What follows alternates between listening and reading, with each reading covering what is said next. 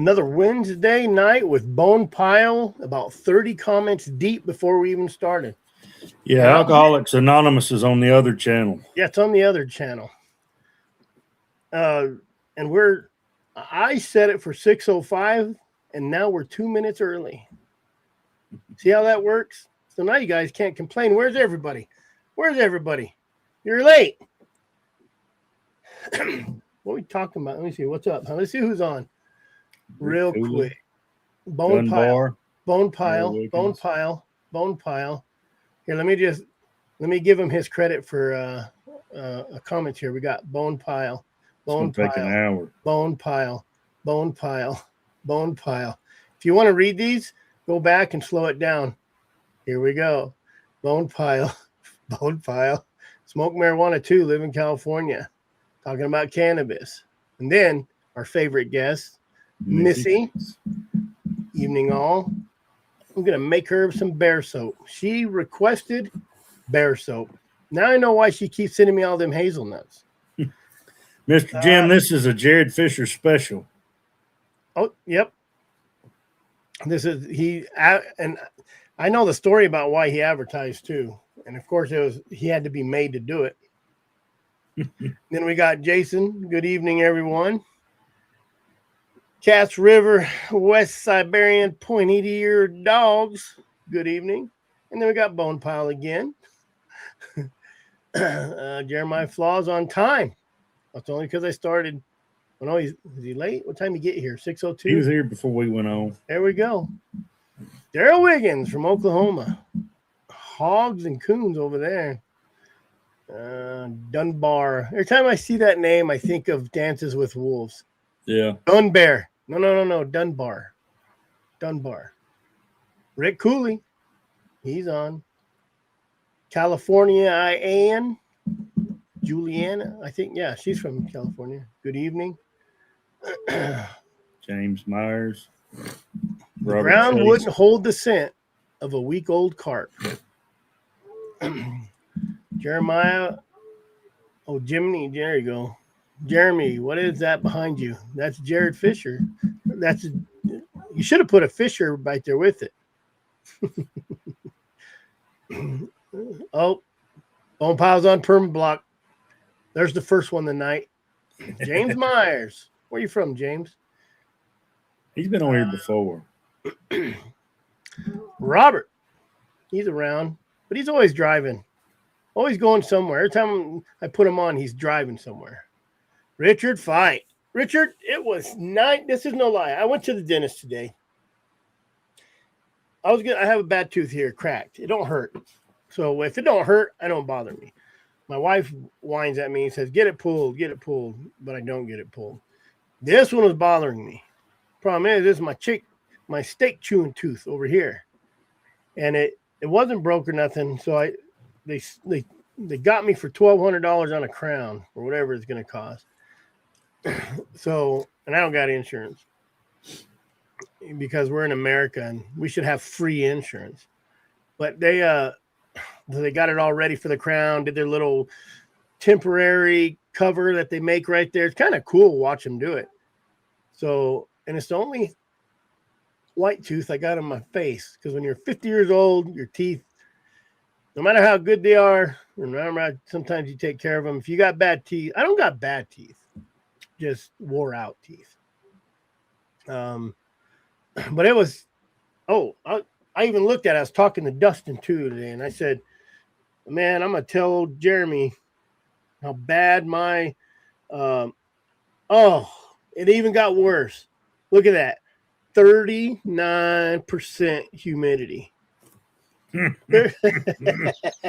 Let's just see here. No, listen, when it's 99 degrees at 6,000 feet and you got a swamp cooler running and it's 39%, it was 26% earlier. Right now it's only 77%, but it was 98 today. Oh man, it was just horrible. And every time I get that humidity, I said, oh man, it's like being mad because you got a hurt arm when there's people out there with no arm. You know, I'm like, man, Jeremy got it worse over there. Yeah, so, I got a permanent sauna. Yeah, it was humid. This is the most humid I've ever felt up here. I should have turned that water off and just let that air run. And then we got a good storm kind of move in, so it cooled down. Tim B. Hounds. Oh, best soap out. I don't do nothing special with my bear soap. I don't even know if I make it right. Might put in too much lye, might put in too much oil, but I've had people with eczema say it really works. That bear oil really works on the grease. Bear grease really works on the eczema. So I got to make another batch is what I got to do. So, great hat. But so I got to get that done. It's hotter than that in this hot dog wagon. Yeah, he's working at some of my possible kinfolk's place. Oh, shoot. There you go. I don't know if they are or not. Then you got Bone Pile. Name. You got Bone Pile.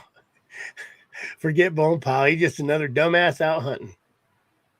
From the horse himself. Smoking cannabis. Well, he did have a bunch of other names. I blocked Bonehead with all the names he's used. Ohio. James is from Ohio. I think we had a Ohio guy on here once. You eating possum tacos tonight, Boner? You got a new job. I did get a new job. I got fired and then got the same job 2 hours later. Then we started getting a bunch of jobs in, so now I got to work. Chris, in the evenings, we are driving the guys in the southeast going hunting at night, a lot better temperatures. Yeah. Toledo. James, I had a 6-month-old donkey back in the day. Jack shipped from Junction City, Ohio to North Cal. Hot dogs and sheep from all over, but he's the only one from Ohio. There you go. But I had a guy text me and say, this is where I got the idea for tonight's show, because we're going to talk about legends and myths. He texted me and said, hey, if you civilize a dog, does it make it not hunt? Because he hangs around a bunch of guys that say if they're too civilized and you spoil them, they won't hunt. And Stinker's on my couch right now. I'm going to say that's crap. Yeah. I said, well, what about them bird dogs? Them bird dogs have air-conditioned dog boxes or ride in the front of the truck, and those bird dogs live in a house. Lab, Hounds, pointers, no different. No different, and they still hunt. And then I got into we talked about, I think it was Cody King, we talked about pulling dogs off, because he got told pulling dogs off, well, and not killing something is going to ruin it. Myth. I've pulled, I am no Ben Lilly, I'm no Derringer, I'm no Smith, I am nobody, but I've pulled dogs off and caught another bear within 2 hours. So no, I don't believe that either. That's a myth. Cody says if he jumps on, he can debunk every myth out there. So Jason Figgins, I find that to be true 90% of the time. Most folks have better dogs than what I have. I have a friend that has a blue tick female who lived in the house all the time. I called him a liar and said she wasn't no good. He took her out one night and she was better than anything I had. I hunted with Elizabeth. And if anybody knows Elizabeth, she could be a grouchy old gal sometimes, but her dogs are top notch and they live in her house. I think they all got their own spot. Same, I told this story before. I've seen her put 9 dogs maybe, in a Ford Focus or whatever she got, a rental, and drive 6 hours with those dogs. And those dogs live in her, I don't even know what she feeds them, probably better than I do. And those dogs hunt like you wouldn't believe. I don't think people... Old Gene Morris right there's got his dogs trained to drive a motor grader. So my dogs are in the house all the time in bad temperatures. They are housebroke. My best dog goes everywhere with me like a pit. Yeah. Pit collectors on this. Yeah, once they know their job, once they know it, dogs love to do whatever they love to do. No matter what you're doing with these dogs, whether it's a police dog, a bird dog, search and rescue dog. I think the more you handle that dog, the more time you spend with it, the better it'll hunt for you. Versus you hunting with it or hunting for it. Well, it's like a human, right? if you got a good crew, and you're taking them to lunch, and you're taking them to dinner, and they'll work a little harder, putting gas in their truck, and you're giving them those days off because their wife has to go to the doctor appointment or the kid got to go to the dentist, and you pay them still. Like up here, we didn't work in the winter a lot of times, and I still paid my guys, But those guys would drop what they're doing and go do a job, and I'd always pay them extra if we didn't have a lot of jobs. So I'll tell my phone. Some of this might not. We're gonna get some crazy messages from old Rick. We call him bone pile number 2. And he's driving and talks like that. Bone pile just drunk, and so it kind of goes hand in hand with myth and legends, right? We were talking about that earlier. That let's just take Warner Glenn. Dunbar's starting a damn argument already. All right, the myth of trash broke dogs. Oh yeah, I mean they're. You know me, I'm on fucking Chat GBT trying to figure out what to say because I'm retarded. I think that was on it. Like, I like what Brent says about that. They're well bent. They're not completely broke. No, I just think if you're like Brett, he's going to see more rabbits and coyotes in Javelina than he's going to see lion where he hunts. Well, right now, my coon dogs are running more trash than they are coons because they're hunting coons. Warner Glenn, Ben Lilly, Del Lee, Steve Smith. I mean, the Derringers. Where are they at? They're in areas where there's a lot of lion. And they get to hunt every single day. They get to hunt every day. That makes a difference. Yeah. Richard Dickerson, all these guys. Richard has dogs that aren't mannered as much as everybody else's. And he says, I like them wild. But why do you need them mannered if you're out hunting every day? And that's your job, right? As long as they mind, and come back and do what they're supposed to do. Is that manners or overhandling? If they're doing what they're supposed to be doing and you can still handle them, what more can you ask for? Mm-hmm. Is there such a thing as overhandling a dog? Hunting them too much? Can you burn a dog out? You can burn a dog out. I have seen it. Yeah. In the competition world now, hunting them too early, But that's the same as the football world, right? Right. The same as the basketball world. Your kid, you want your kid to be a big star. Yeah. And so you push them and you push them and you push them. Now the dogs will still hunt, but they don't. They just quit hunting the competition. They hunt. They know the difference. They hunt almost out of fear. Kind of like a kid. He just keeps playing because his dad or his mom wants him to play. He wants him to make that. I'd love for my kids. I had a good arm as a kid. I could have been a great pitcher, I bet. I could throw a fast sucker. I just didn't want to play baseball. I was 14 years old, 13 years old out there on a 3-wheeler, the death trap of the world that they had to outlaw, going out 10, 15 miles after school and not getting home till 8 or 9 and still skinning out a bunch of coyotes and bobcat or foxes, ring-tailed cats.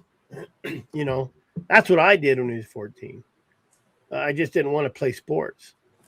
I'd have to break that dog, Mr. Rick. I have a young dog bang snakes. Thank God they just black snakes. The way I break a dog from snakes, rattlesnakes mainly, is I'll shoot them, cut their heads off, and tie them to my fishing pole. And I'll cast them snakes out, and then dogs will go a chasing it. They'll put their nose down to bite it or place it as I'm dragging it in. I'm doing this. Every time they touch that snake, and I'm not nice about it. I don't just say beep. I mean, until they're as far away. And it's worked because the last time me and Lyndon were riding, big rattlesnake, and I thought the mule was going to get a little weird. I come around and big rattlesnake. Dog just kind of stood back because they knew it was going to bite him. Yeah, what Mr. Rick's saying is the truth also. Put this next one up.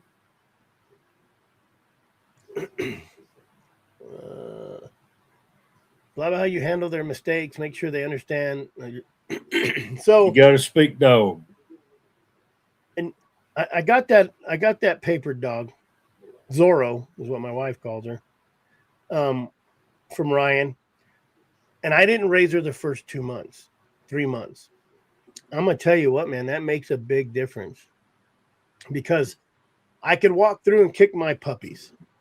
I got those quarter Catahoos running around, and they get beat up by kids. They listen to me. If I'm dumping food out there and they're not on a chain and they stay back. If not, they get clunked in the head or with my little feeding cup and tell them no.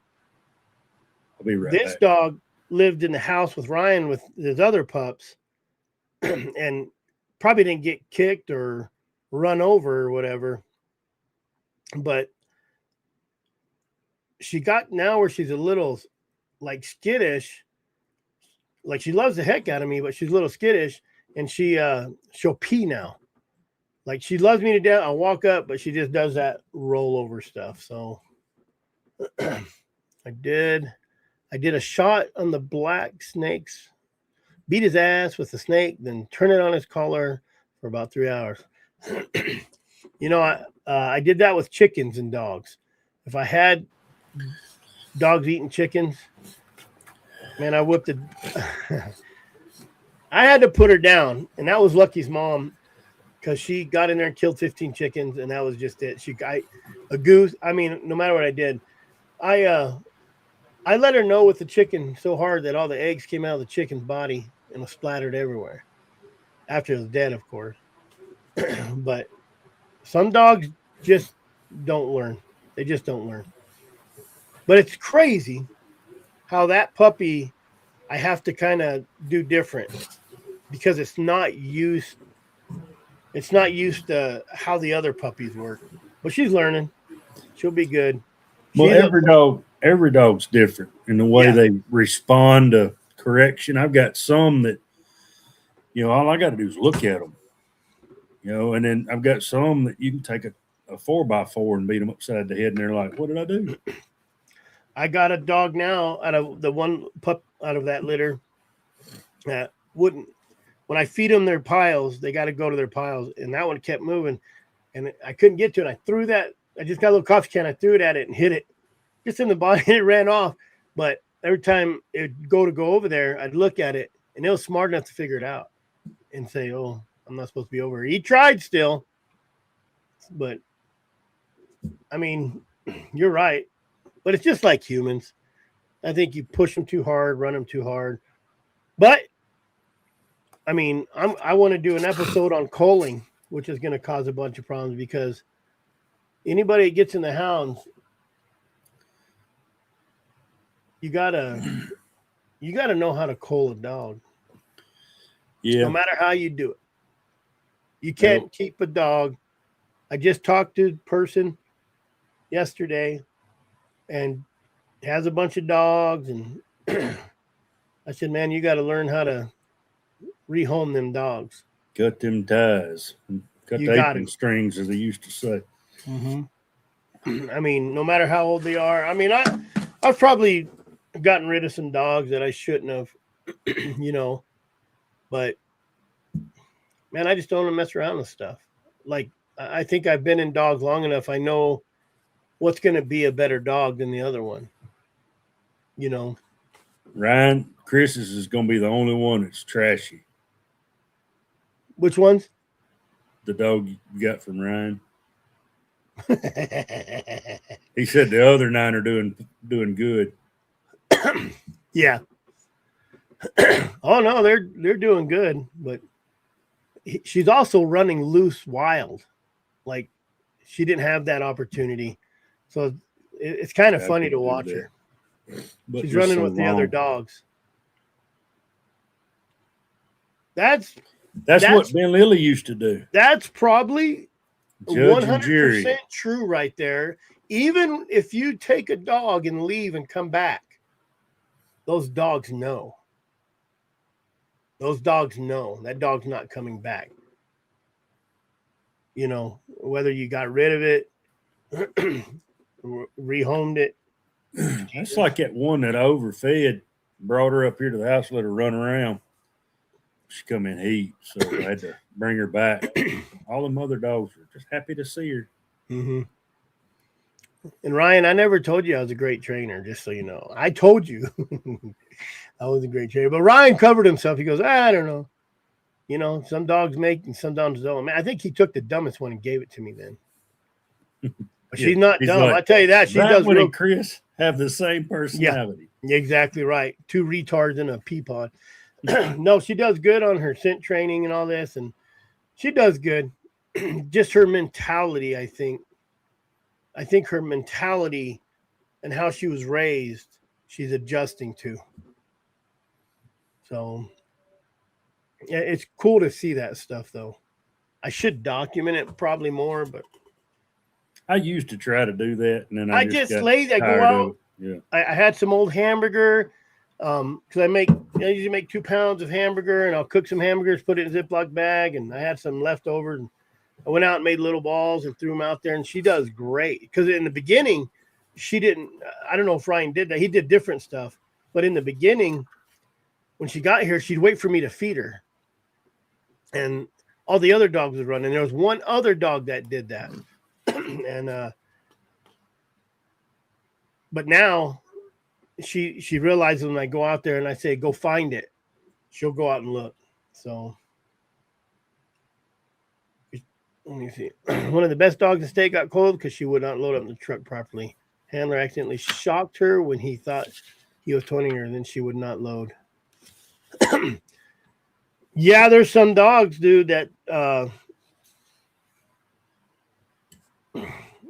they're just emo. That's all it is. They're emo.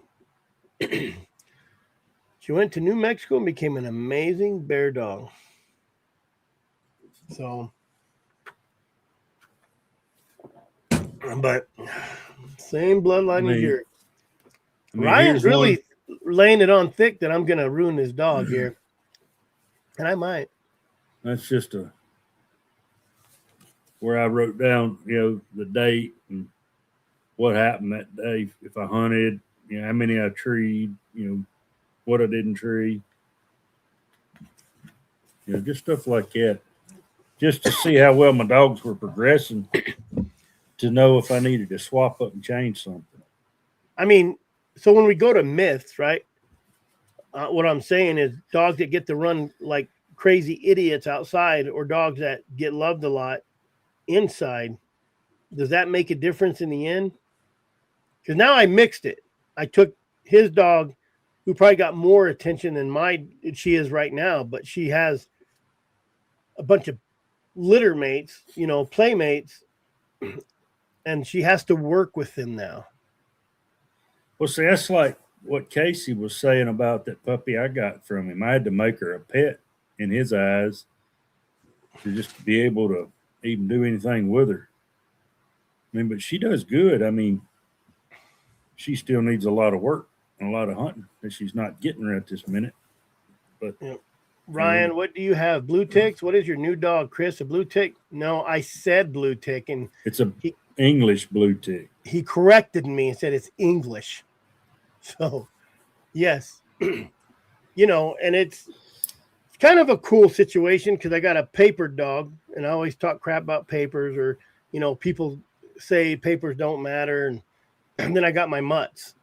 So I don't have but 2 that aren't papered. The one I got from Casey and that little mutt that I bring everywhere. I did see Llewellyn, or oh gosh dang, what's his name? Is it Llewellyn? Otis Llewellyn? Yeah, he had a nice little litter.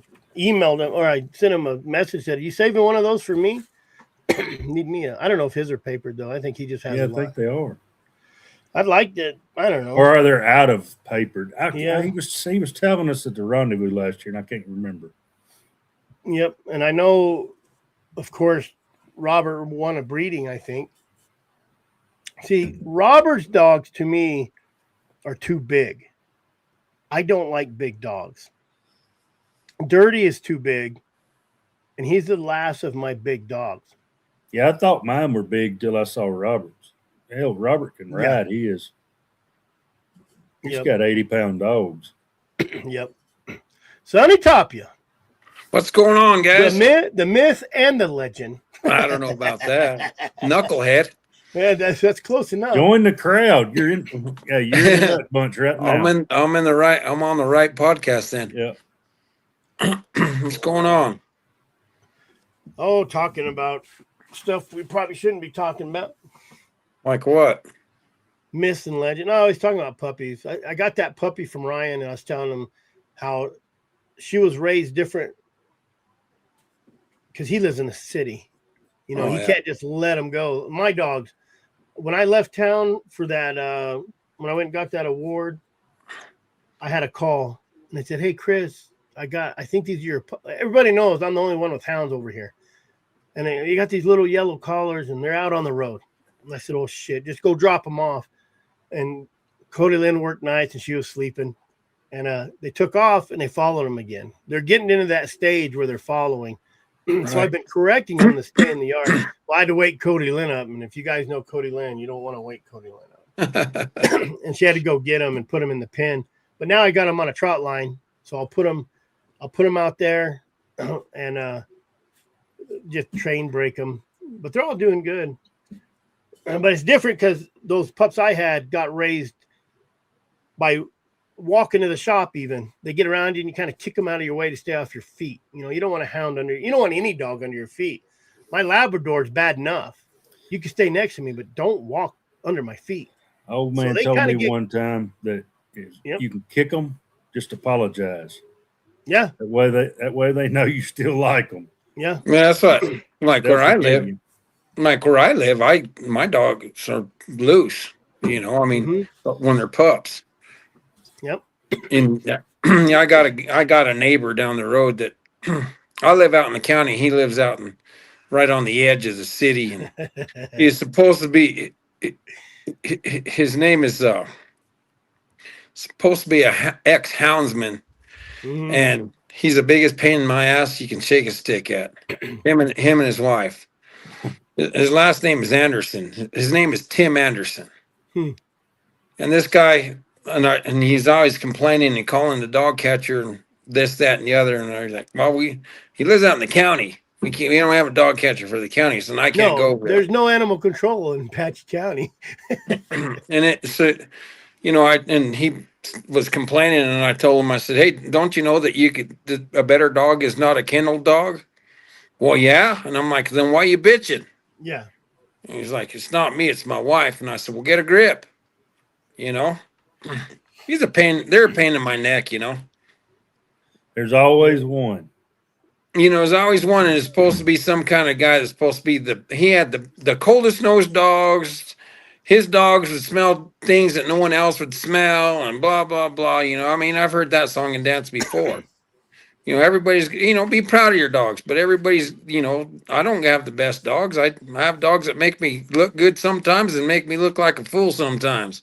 Oh, that's the way it is. When you have someone with you, they make you look like a fool. The secret to that is, Sonny, don't ever brag on them. Right. You're right. And they won't ever make you look bad. All right. You know, they just make me happy. I don't care. You know. That's what it's about. I never talk. I always tell everybody my dogs are crap. We might catch some coyotes or elk or deer, and that's about it. I've made up my number of elk before. You know, Chris is squirrels. It ain't elk or deer. His are elk and deer broke.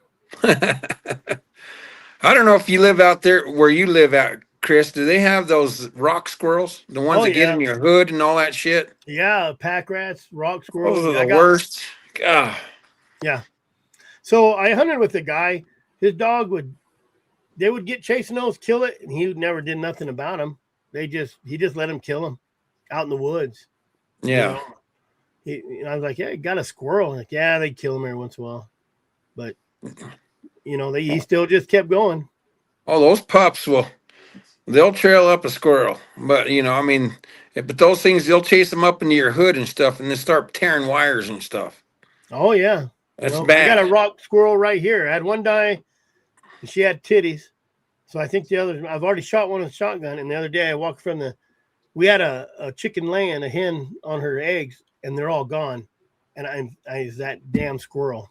Oh yeah, and they're quick. I've been trying to get them. I got a shot at my 410 right here, so I'll walk out real slow and try to catch that squirrel coming. But, right, they're a pain in my. Go ahead. No, I was just saying it's funny that you like you brought up dead broke dogs, because when you talk about legends and myths and all the stories, and you go through even AI, you go through AI and say, hey, I want to talk about this. It puts that stuff. Never lost a bear. The hound that could trail on a bare rock. The old dog could smell a track 3 days old. Like all these, oh shit. It's all these, even your legends, right? Your old guys have these myths about them. We talking about Ben Lilly sleeping in a log with a rattlesnake, and this and that. How legend is our legend? How true of a legend are the legends? Right. People just write shit and make it look good. I don't know if that's for real or not. Yeah. Be honest with you. I've heard of guys down in Globe that had a dog that would smell each side of the leaf. Like that's how meticulous the dog was, and I've seen my dogs do that. Doesn't mean they're any good, but they make good stories. Right? You have to have a legend. You have to have a legend. You know who J.R. Murdoch is? I've heard of him. I don't know him. He was a government trapper down there by that Safford area, and I have the same philosophy as him. He says, I don't want a dog that pounds out a 2-day-old track. I want a dog that goes and catches shit. And I'm the same way. And I'm not a dry ground lion hunter. I really ain't. But I'll catch a lion in the snow, and I'm good with that. I don't have to brag about my dogs are dirt dogs and all that stuff, because they're not, and I will never say they are. They probably look dumb in the dirt, but I know some guys that have some tremendous dogs that are dirt dogs, but that's all they do. They don't hunt bears, they don't hunt bobcats, they don't hunt none of that. Yours aren't any worse than mine in the dirt, Sonny.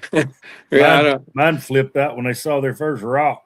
You want to talk about, I always tell my buddy, I have a buddy of mine that lives up in Texas, and he has bobcat dogs, and he has them running dogs. Mm-hmm. And he brought them up here one year in the snow. And those dogs had never seen snow. And I always say, hey, what are you doing with those meticulous dogs? They looked like they were kind of standing on hot potatoes, because they were like put their foot down and kind of like they would prance. It was the damnedest thing I ever seen in my life, because they never seen snow. I'd always give them crap about it. Mine have never seen snow. They've seen ice, but no snow. Right. Yeah, over there in Texas where he's at, they're good bobcat dogs, but they're just a different type of dog for a different type of terrain.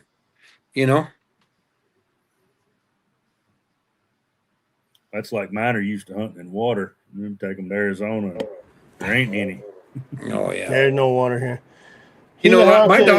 My dogs do really good in dry climate, but like whenever it's raining, like if you're hunting bears and it's raining, it seems like they'll rig them, but they won't drive that track for some reason. It's crazy.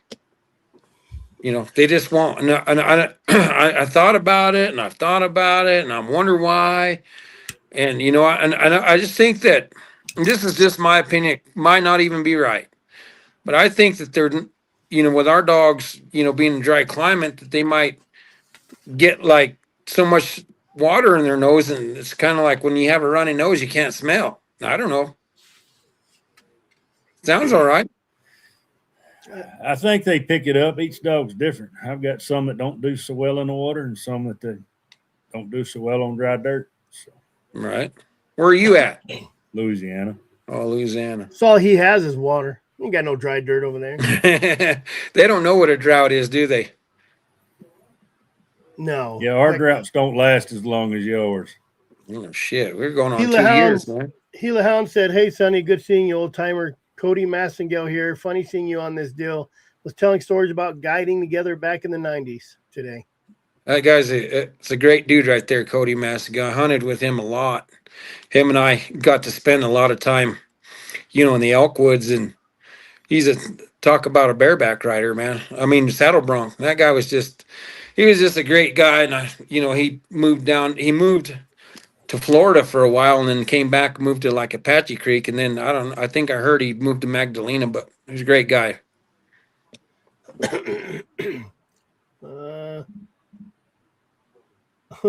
Had a dog that wouldn't shut up when crossing private property. He also had one like mine. It was so fast that it beat the coon up the tree. That's funny.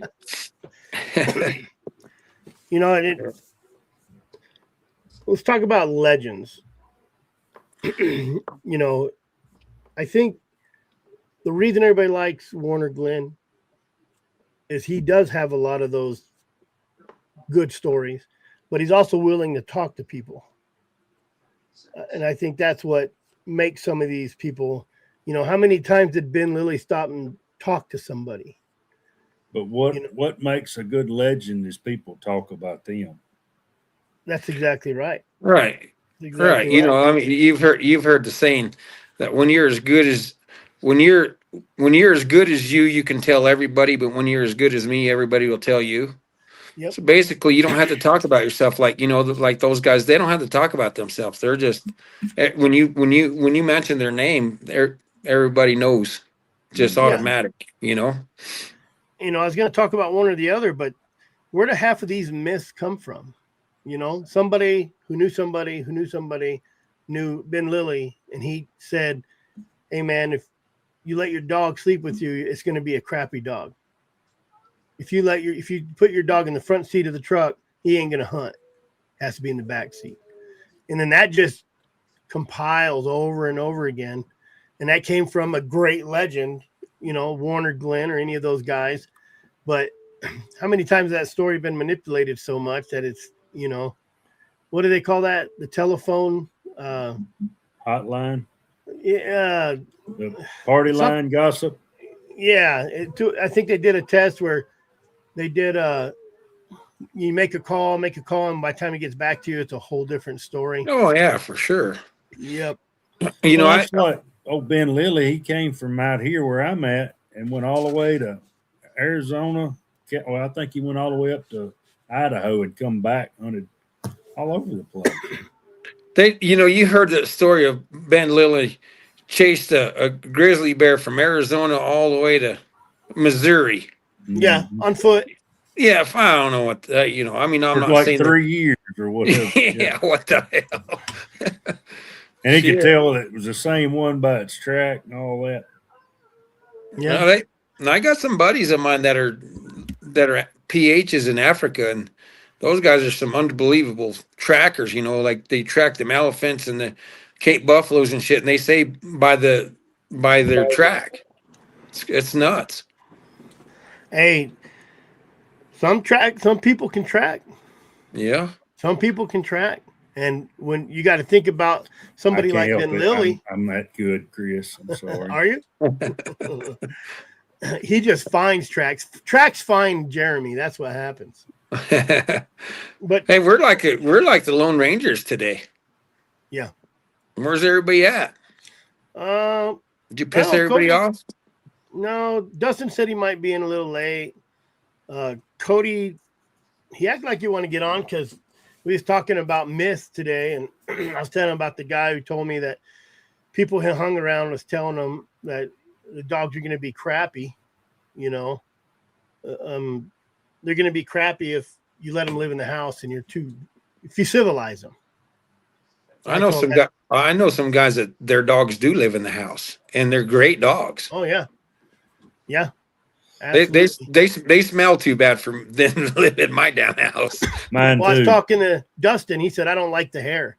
I said, if I was single, I'd probably build me a big hogan, have a dirt floor, and each dog would have their own pillow, and that's where they lay.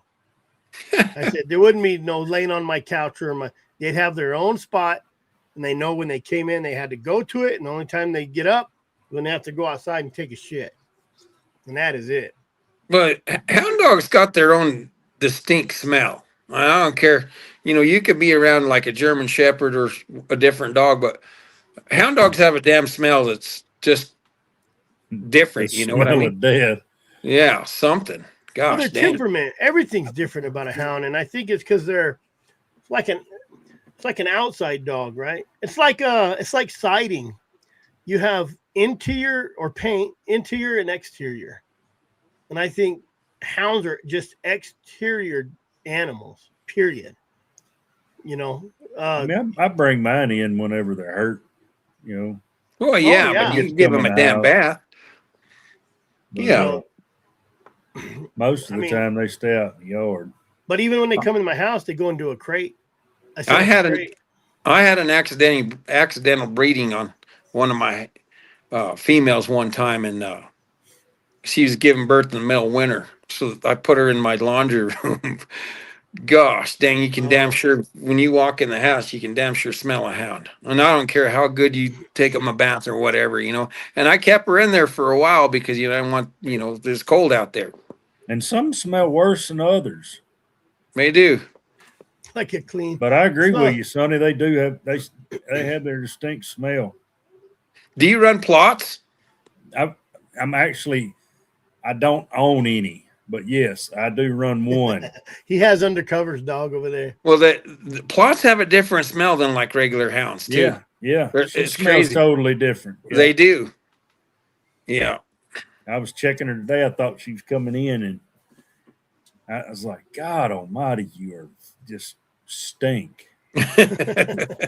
They do. They just do. Yeah, and I gave my cousin, I gave a couple dogs to out of litters, and they're house dogs. He's in California. He goes out. What's crazy is he don't go hunting, but when he goes out, those dogs still hunt, and they're not trained at all to hunt. They just naturally want to go hunt. Period.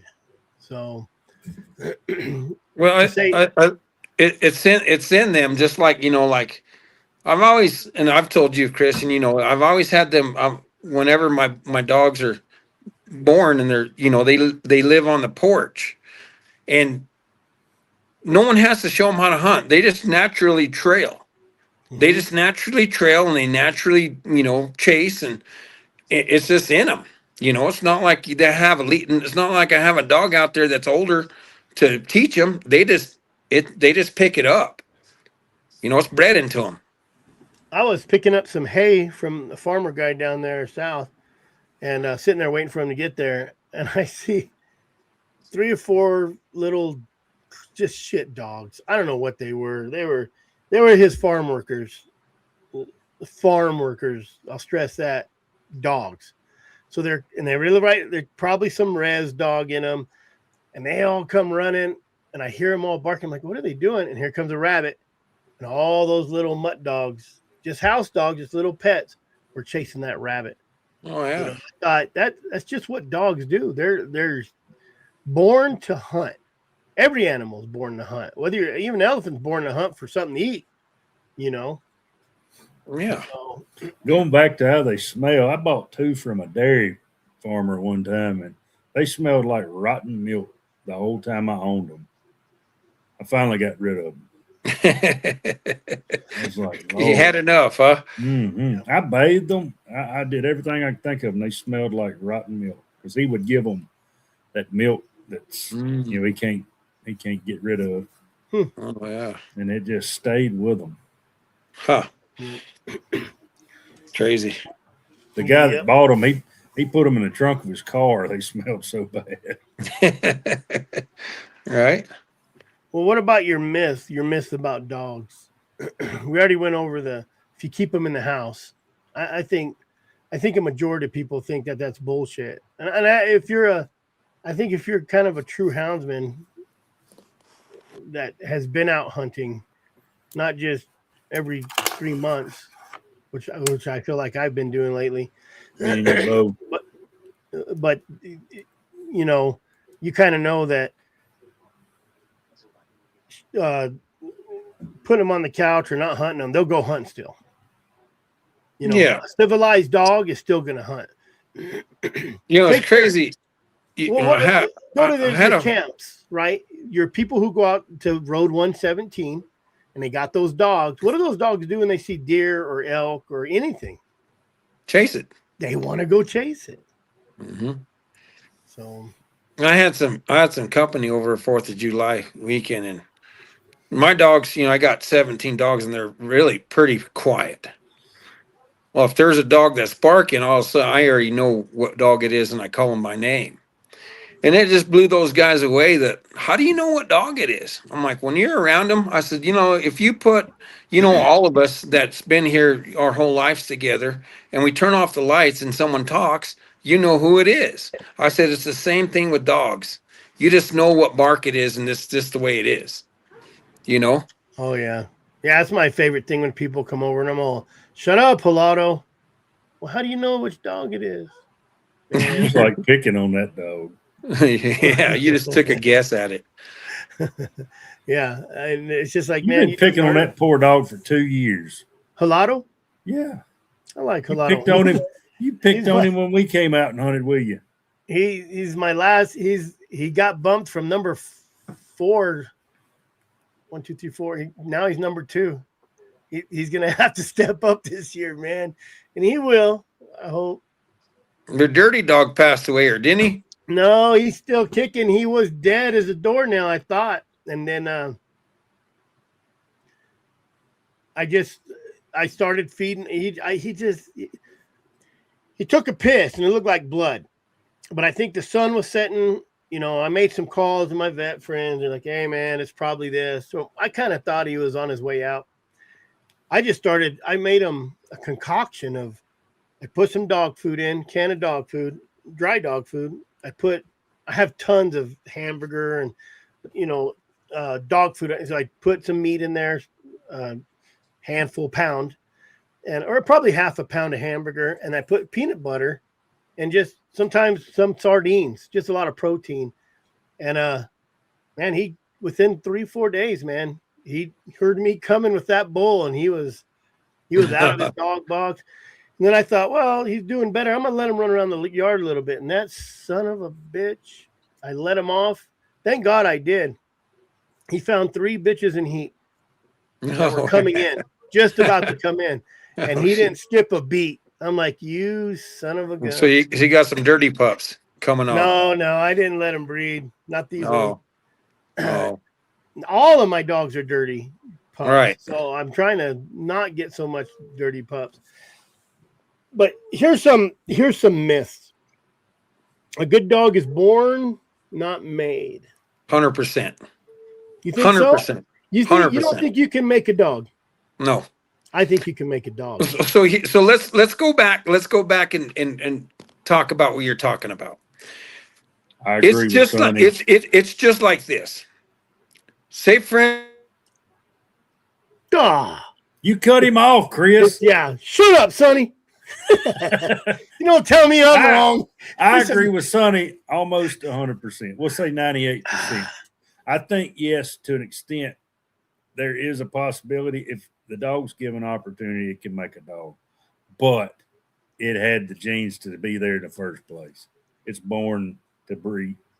That's because we know the dog, though, right? Right. So, something about the dog before you get the dog. So if you go to the dog pound, pick up a dog, and start training that dog, you're saying that dog. Hear me? Yeah. I told everybody I kicked you off because I didn't like what you were saying. Oh, someone called and it kicked me off. So, anyways, yeah.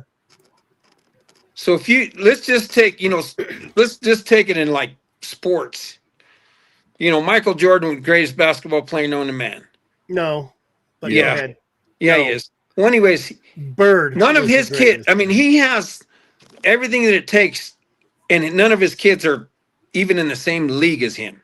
I know. So what I'm saying is this: you can have the same parents that are bear driving, lion killing dogs, and 5 of them might be born as a badass, and then you have one of them that's not, and you cannot make that dog into a badass. You just can't. Well, so there's a Either you got podcast it or you on don't. that whole subject. If you go to Heath Heights podcast, Yeah. him and a vet are talking about that. That I think the vet's from Auburn, where they're breeding labs to try to get the most, like a 90% litter rate that succeed, and that's what they're saying is it's through selective breeding that they got to that point, but they're basically proving that they're generally born with it. They are. I'll agree. You don't agree with that, Chris? He's got to have some sort of genetics to make him want to do it. You can make him. Bend him a little bit towards that direction. I think a lot of it has to do, like Tim said, he's took dogs from people. I've seen it too, where a guy has given me a dog that says it just won't work, and he's worked for me. Well, that could have been handling. That could that's have what been. I'm saying. So, but that even if a dog's born with it without a good coach, he ain't going to be shit. No. They're born a good dog. Okay, let's go. Do you think bear hunter? Do you think you can make any dog a rig dog, or you either born with it or you can make one as a rig dog? Yeah, make a rig dog. I think you can make a rig dog. You put dog with other dogs and they'll start copying them dogs. He'll copy, but learn. Can he? If them other dogs that don't rig before him are not in that box, you think that he can rig? Like just by himself? Yeah. I think sometimes you have to teach them. I don't think a dog just starts rigging on its own. I'm not saying they don't. There's dogs that are just can do it, right? A rig dog is not born. It's not made. It's born. You either have it or you don't. And a lot of my dogs, they'll be laying there on the porch, and then all of a sudden they throw their heads up, and they're gone. Not all dogs are that way. Not all dogs are rig have dogs. That opportunity your dogs have. No, I've seen some dogs that So like whenever you go buy a dog, just say that you're on the internet and these guys are selling dogs or whatever, and most of the question is if it's a bear dog, does he rig? Well, no, he'll rig with the other dogs. Well, he won't rig by himself. Why you think that? Well, my dog Dirty didn't rig until he started to rig because of Elizabeth dogs. Then he started to rig on his own. So to me, he was taught to rig. He was taught that was okay. In order for me to teach him, I'd have to hang a coon in a tree or a bear and get him to start rigging. But is it monkey see, monkey do? I think it is with dogs because I haven't had to train dogs in fucking 8 years. Now, welcome to your world this year. Oh yeah, I'm screwed. I have to train dogs. I have to train these younger dogs now. But if here's another thing. How about this? You got a rig dog. None of your other dogs are rigging, but why do they have to rig if he's rigging? So I guess it's not only now if you put them in that spot where they have to step up. We always talk about, I'm so afraid to lose my dog. And everybody says, well, once you lose that dog, other dogs will just step up. 100%. So did they learn it and just not do it until it was their turn, right? Your dad dies on the farm. Who's going to farm? That's a great question. That really you don't like farming, but you have to farm now. I don't know. I think you can make a dog. Let me see what Casey's trying to defend Sonny, who thinks Jordan's the best player on the planet. I don't think Jordan could take Bird. we were just using that They as an played the analogy. same. They played in the same. Oh, Jordan's the Yeah. baddest on the planet. And Jordan was afraid of Bird. Even said it. yeah. Well, everybody was because he could back it up, but so could Jordan. Oh shit! And then some.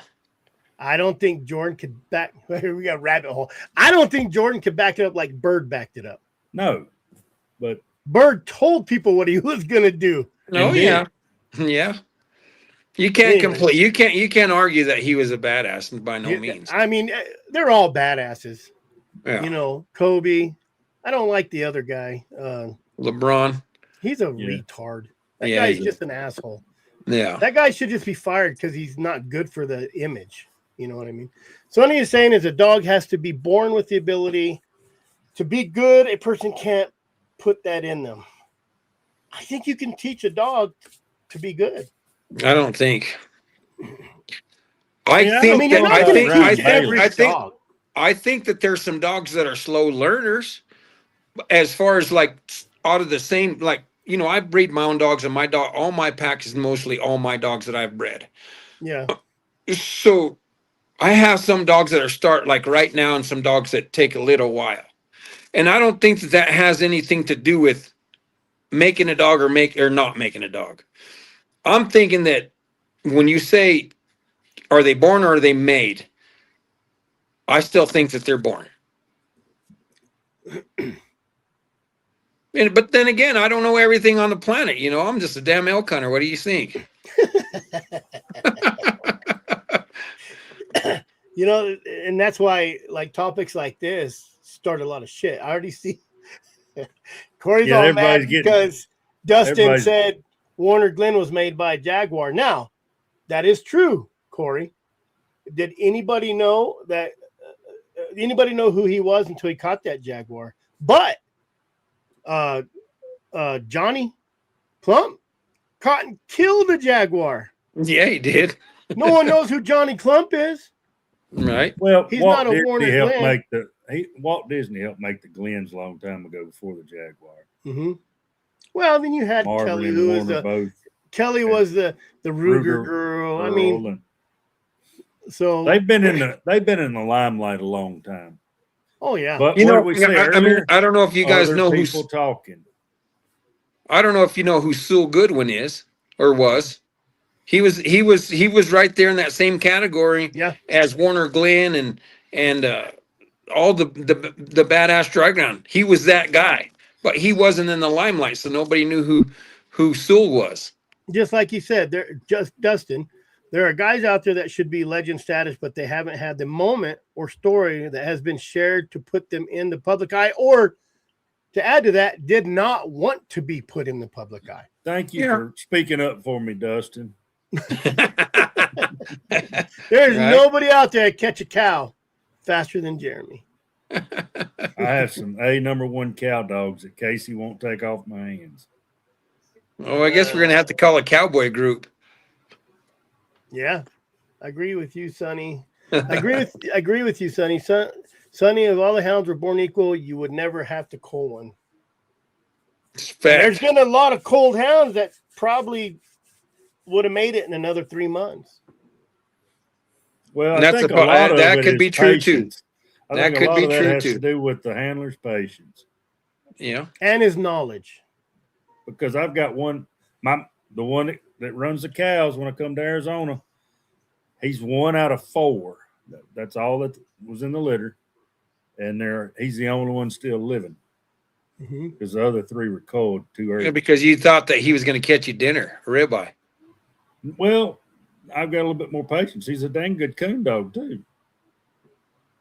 I think some have true prey drive, and others monkey see, monkey do. Hey, and I agree with that 100%. They're calling me 2 dogs. And it's not only one that makes a pack. It takes more than one to make a pack, and everybody has their job. So whenever someone says, "Is that a lead dog or is it a pack dog?" It's a pack dog. So why is it not a lead dog?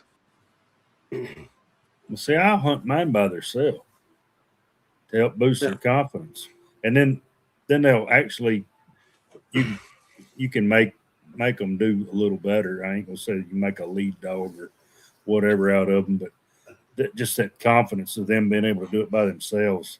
They Right. don't depend on the other dogs as much. Right. So So now I'm not hunting bears or lions with one dog either. So, apples to oranges. So here's the next one. If you think a good dog is born, can you train those, or can you not train the nose? No. So you think it just has a nose? I think that some, like I just think that why can some smell better than others? Because I mean I've been around guys that been in the dirt with some good lion dogs, and one dog will smell it, and the other dogs are kind of just poking around, and that one that smells it, he opens and he's moving on. The other ones, They just it's honor that one dog. They're the I don't pack know, dog, man. I guess. So they're just pig. So it's like riding coattails. They know that dog. Like when Dirty, other dogs open up, they don't go there. Dirty opens up, they all go to him. So I think when you have that pack mentality and you've hunted all that pack, like I'm not someone who just goes and buys dogs and throws them in. Like all my dogs have been born here and run together. So they have that pecking order, right? So he don't have to use his nose, right? He just sniffs around and Dirty opens up and he runs over there and says, oh, he, monkey see, monkey do. Do you think he actually smells it, or you think he just opens up? If I could smell that he smells it, I wouldn't need a dog. I don't know. We'll Casey never says it know. right We here. can Some have more of a desire to trail than others also. Yeah. Yeah. Some are more. Yeah, I got a track-minded. dog that trails, won't trees, but not. And I just got him back from somebody I gave him to. And I said, why? Well, you don't tree. I said, you got dogs that tree? He said, yeah. I said, then what do you need a dog that trees for if you got a dog that trail? Right. I think a lot of people, and I get here's what Sonny's saying too, is the dog's made, he's doing it. That's less training. Who cares about the other dogs? I don't want to have to train those dogs. If you have a dog you don't have to train, that's great, right? Less time. He picks it up. He's just going. Okay, so let's. What do you consider training? Do you consider training a dog that is like a young dog? You just throw them in with your lead dogs, or what do you consider training? Well, for the last 8 years, that's what I did. That was my training. I didn't train. Dirty trained. Vaca trained.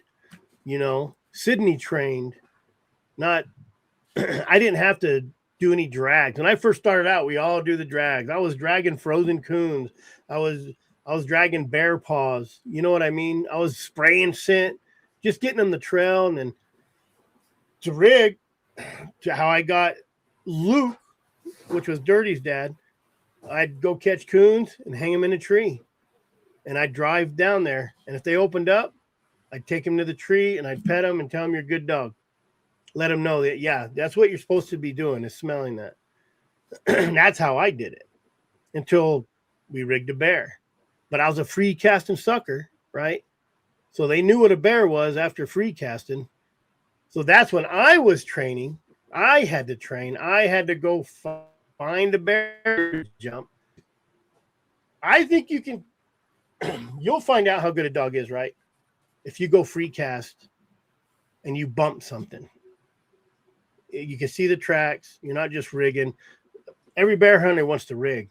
They don't want to rig at 10 miles an hour. They want to rig at 30 miles an hour.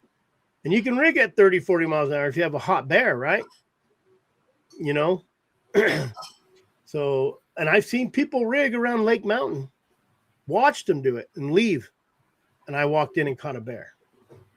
Yeah, and I don't think that you can smell every bear from the road. And I think that, including myself, probably miss a lot of bears that are off the road out of smelling or whatever. Yeah. And if you would turn around and park and walk that canyon or walk that mountain, and you'll probably get something going.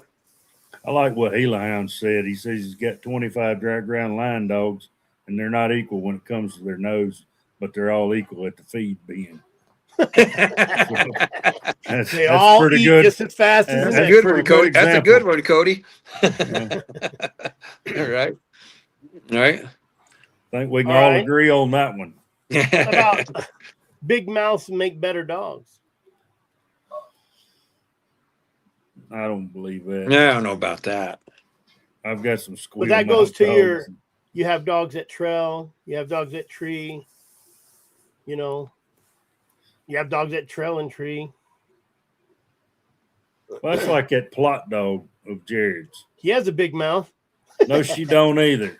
No, Hey, She get up. don't. No. Get Cody's number and send him an invite and get him on here. Cody's a good dude. But the Gila hounds. Yeah. but she's a hunting sucker. If she would ever figure out what we're hunting, she'd make a nice hound. But So you wouldn't be able don't to think hear that you don't think that they'll figure it out? Oh, How old is she? I'm not. She's 3, but she just hadn't had the opportunities. She has had a bunch of opportunities here, but she's stuck on armadillos. No shit. We're working on that. So We've had her under 2 or 3 bear trees in Arizona. Well, see, I hadn't seen a bear track all summer. So But do you think a 3-year-old dog that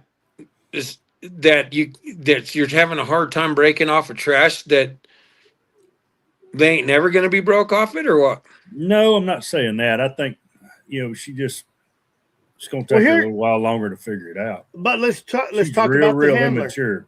Let's talk about the handler too. He works a lot. He works a lot. He hadn't had a ton of opportunity. I think the first time he was on a bear tree with me, he pulled up, and I was And yelling at him. these two are his mentors, so to speak. So he's not got a lot of mentorship. Yeah. So Hey, I got him under 2 bear trees for sure, maybe 3. I don't know how many coon trees she's been on. And the second one, he got to chew on a bear. Probably the best dog I've ever owned in my life. It took me about a whole year that sucker was a turkey rigging sucker. Mm. And how I finally broke this sucker is I'd let him go balls out. I'd let him off and let him go and then annihilate him, shock him. And it took me a long time. It took him hard. He was a hard-headed. Mm-hmm. And that's probably why I liked him a lot, because he was kind of like me. But, he turned out to be one of the best dogs I ever owned in my life. He got stolen from me when I was hunting on the White Mountain. And that dog was just, God. And he was one of them dogs that this guy had a litter of puppy. He lived down there at Nogales, and his maid said, "Those are cute. I want one." Blah blah. He's like, "Hey, you ain't gonna like these dogs. These dogs are not house pets." And blah blah blah. So, anyways, he gave her one, and that dog, when he got older, he would break out of her fence and chase every house cat and whatnot. Blah blah. Well, anyways, he calls me up, and the dog was probably about 9 months old, and said, "Hey, I gave this lady this dog. She doesn't want it. Would you want it?" And I'm like, "Hell yeah, I want it, especially if I was driving like that." In a year, that dog was the best dog I ever hunted with in my entire life. And it was a dog that, that was given to a maid, and she tried to make a house dog out of it. Couldn't do it. Well, see, this one, she's got the drive. It's there. She It's just there. hadn't put it all together yet. She's real hyper and immature acting still at 3 years old. So are some 18-year-old kids, but there's 12-year-olds. Shit, I'm 55 and I'm that way. I know. I was going to say there's 12-year-olds that act more mature than 20-year-old. So I think it depends on your patience. So do you not? So you not hunt her a lot or what? She hadn't been hunted lately, but I don't. He didn't have a whole lot of opportunity to hunt her early on. He did. He had 2 dogs. Well, he only had her at first. No, he had the high tan first. Oh, the one that died on him. You're right. And then he got her and was going to train her off the high tan. And I think the bears you put him on is the only bears that she has actually been on and successfully caught. And then, when she came to here, we got way more game than y'all have as far as trash goes. and you can't see what she's running. You just know she's running something, and then you end up in an armadillo hole. So it's been a tough deal. So we've been riding her down, letting her see an armadillo and just busting her. But she's hard headed too. So let's talk about legends and all that, like what you were talking about. Let's have this little discussion. It might be something that might spark some interest. Do dry ground lion hunters think that they're better than bear hunters? Depends on the ones you ask. Here's my theory on that, because I didn't bear hunt till 2010. I was trying to be lion hunter. That's what I was trying. But I love. That's before I had mules. I got mules, and I even like it more. I hunt bears because dry ground to me is very relaxing when I'm on a mule going. Like it's like riding a motorcycle to me. When you're on a bike, you just think, right? You have nothing to do but think. And you're still processing the sides of the road and your surroundings. Right. Maybe because I'm ADHD and it helps me. Being on a mule going, same thing. You're thinking, but you're evaluating your dogs. You're trying to figure out which way you're going. So to me, it's just more, I love being in the desert. I would rather ride in the desert in the winter. I got to stress winter than in the pines in the summer. The desert is I just love the desert. And I don't hardly catch shit down there because there's not a lot down there where I hunt. Down south, like I-8, like over there between Gila Bend and stuff. But bear hunting, that's kind of like my moonlighting job, because I just love the bear hunt. It's easier to me. I know for a fact it's easier to bear hunt. You can train a bear dog easier than a dry ground lion dog. I've done it. I've took dumb dogs, but I also take those same dogs and go lion hunt in stupid area. But maybe I pay attention to my dogs, because when I'm in dry ground and I come from up here bear hunting, my dogs have their heads up for the first week or two until they're like, we can't smell this sucker. And then they start putting their heads down. And then when I get back up here to bear hunt, they try to cold trail everything until they figure out, oh, we can chase this a little faster with our heads up. So do you think that all bear dogs run with their heads up? No, I know they don't. A hot bear, they can, right? When you got a hot bear, sometimes it's so hot, they go all over the place because it's so hot. They'll run it backwards. I've seen it. Elizabeth's dogs were chasing a bear. Mine go out and go the opposite way. And I'm all, what are you doing? Elizabeth's yelling at me. She's like, it's hot. They'll figure it out. And they did. They went down quarter mile, turned around, and caught up. So do you think that a bear dog is different than a dry ground lion dog? I do. Not by much. But how so? I think they don't have to work as hard for a bear. I can't catch a lion. I can't catch a lion track or even a rigged lion. People have rigged lions, right? And you can't dump them and catch them in 30 minutes or 300 yards down the road. You might be able to, if you got a close lion, not as much as a lion. If you catch a lion track, man, snow, 117 road, ex-wife says there's a lion track here, pins it. I go the next morning. It was following a herd of elk. I decided just to go in on a mountain, circle around, because it probably had a kill there. It didn't. That thing, straight out. I could have trailed him, but I never caught him because I went to the next road. And this was only, it was only maybe 12 hours, 15 hours later. Went to the next road, found the track. I could draw a line on my Onyx, straight line, and go to that next road, and you would find that track somewhere because he was moving out. Yeah. Same with bear, though. I just think if that was a bear track, I think my dogs would have really took it better than a lion track. I don't think they're better. I don't think any dog's better. I think there's dogs that want to hunt a bear, and there's dogs that want to hunt a lion. In my opinion, this is my opinion, and for whatever it's worth,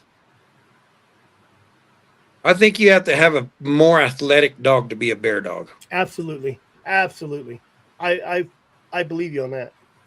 You know, I mean, because a lion track, your dog can go down a lion track and smell that lion, from track to track, and he's just cruising.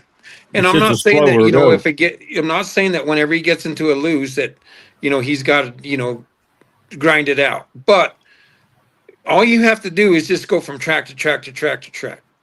On a bear, your dog has to be gritty. He has to be fast. He has to be smart, and he has to be athletic, man.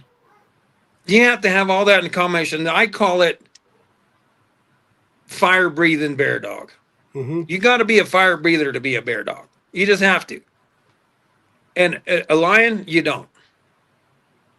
That's what I'm saying. When you turn out on a lion, you're not going to end up 12 miles in 6 minutes. On bear, man, you know how fast I've drove through McNary, dropping them off on let's say Lake Mountain or Wishbone, Right? and having to do 100 miles an hour, hit the freeway past McNary. They cross the highway already before I get there, and I have to go 2-3 miles even further in on reservation, and that's no fun. You don't have time to call nobody. No one's going to answer. You have to get there and get the. We've all done that lives right here. Mm-hmm. They definitely have. You'll wear a bear dog out in a day, in an hour, in hours. We can. I've blown pads in hours. So you're right about that. But there's can a basketball player keep up with a soccer player? It's two different things. I know what you're getting at. It's two different things for sure. Yeah. But I just think that, a bear dog, I think a bear dog has to have more.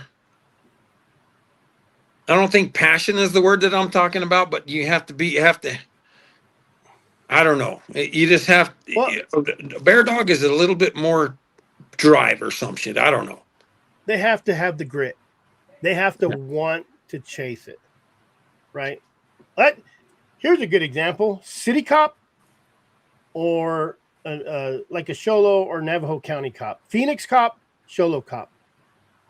Same profession, but I'm going to tell you what, if you're down there in Phoenix being a cop, it's some dirty stuff, and you're going to be busy more than up here. Oh, yeah, sure. 100%. This right here, this is Gila Hound said it right. I think bear hunters have more fun hunting together more than the dry ground lion hunters, because dry ground lion hunters are kind of a solitary. You don't get 2-3 trucks and 15 mules unless you're a guide or something, and you don't go out and get together and 3 or 4 people look for a track. Bear hunting, it's a fun time. But I hunt. I don't ever hunt. I hunt by myself. Yeah, but you still have the big get together in the first part of it, right? Like, they don't do that for lion. Like, bear hunting it's easier to throw someone in your truck and go run around and catch a bear than it is to throw someone in your truck and put them on a mule or even walk and go catch a lion. So depends on where you're at. I got a friend of mine he's a damn good dry ground lion hunter. Mm-hmm. And he catches 25 or 30 in the dirt. And he does it by himself. He doesn't have nobody else that goes with him. He does it with his dogs. And, I went with him several times and getting on a mule, and there's nothing like it. It's like what you said. It's like riding your Harley, Mm-hmm. You're just seeing a bunch of country that you never get to see, from a pickup or whatever. And you get it and you just watch them dogs work, and, there's nothing like it. So the camaraderie in bear hunting versus, lion hunting, probably, Cody's probably right. But, I like to get on that mule with my buddy and we just talk about life, Oh, yeah. Listen to the dogs and, see some badass country down there in the desert, Oh, yeah. But, yeah. No, if you could get a couple guys go lion hunting, that's just cool as shit. smoke a Yeah. cigar, talk about the old ladies, talk about the mistresses, talk about people you killed, whatever you talk about, Right. But he's right. A great bear dog, great lion dog's two different kind of dogs, but they can be all in one. And I've seen it. I've done it. I've seen those dogs change. I've seen those dogs move from bear to lion. Like they know they're smart. We all know they're smart. They're dumb as a block of rocks. But when it comes to their natural instinct, they're smart. They figure out dirty. We was just talking about bear dogs being smart. Dirty will run through a circle. We all know that this is what the bears do. They do these circles. I will see my young dogs following Dirty, and Dirty will blow through a circle, and those dogs will do this, and then come back, and then go. Because Dirty knows that bear's not.